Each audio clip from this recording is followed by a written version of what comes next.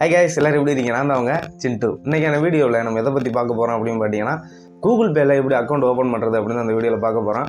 இப்போ பார்த்துக்கிட்டிங்கன்னா எந்த ஒரு சின்ன கடைக்கு போனாலுமே நம்ம கூகுள் பே மூலியமாக தான் ட்ரான்சாக்ஷன் பண்ணிகிட்டு இருக்கோம். அந்தளவுக்கு கூகுள் பே வந்து எல்லா மக்கள்கிட்டையுமே ரொம்ப பிரபலமாயிருச்சு. ஏடிஎம் கார்டு இப்போதைய நிலைமைக்கு நமக்கு தேவையில்லை, பேங்க் பக்கமே நம்ம திரும்பி போக தேவையில்லை. அந்தளவுக்கு கூகுள் பேயோட யூசேஜ் வந்து அதிகமாயிருச்சு.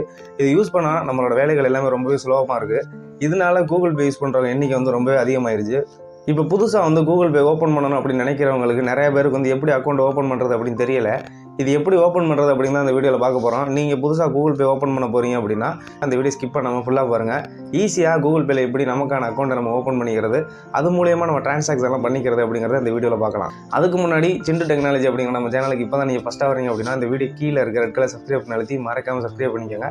கூடவே ஒரு பெல் ஐக்கானை கிளிக் பண்ணிட்டீங்கன்னா நான் இது போல் போகிற யூஸ்ஃபுல்லான வீடியோ எல்லாத்தையும் நீங்கள் மிஸ் பண்ணாமல் பார்க்கலாம்.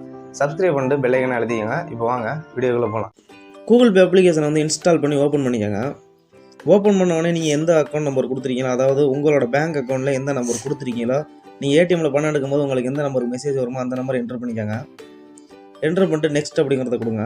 கொடுத்தீங்க அப்படின்னா கீழே பார்த்து அக்செப்ட் அண்ட் கண்டினியூன்னு ஒரு ஆப்ஷன் வரும், அதை கொடுத்துக்கோங்க.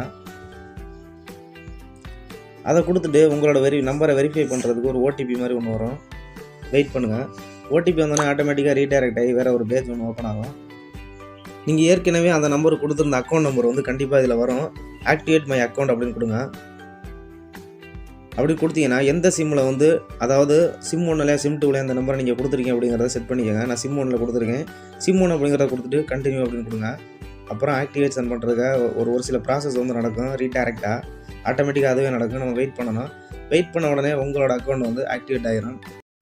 இப்போ உங்களுக்கான லாக் வந்து செட் பண்ண சொல்லலாம். நம்ம டிஃபால்ட்டாகவே மொபைலோட லாக்கை நம்ம செட் பண்ணிக்கலாம். செட் பண்ணிக்கோங்க. இல்லை, நான் ஏற்கனவே செட் பண்ணியிருந்தேன், அதனால் நாட் நோ அப்படின்னு கொடுத்துட்றேன்.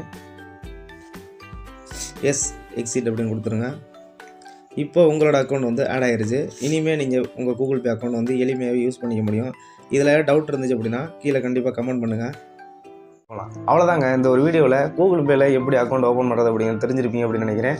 இதில் ஏதாவது சந்தேகம் இருந்தாலோ இல்லை இதை பற்றி வேறு ஏதாவது தகவல் தெரிஞ்சுக்கணும் அப்படின்னு நினச்சாலோ கண்டிப்பாக கீழே கமெண்ட் பண்ணுங்கள்.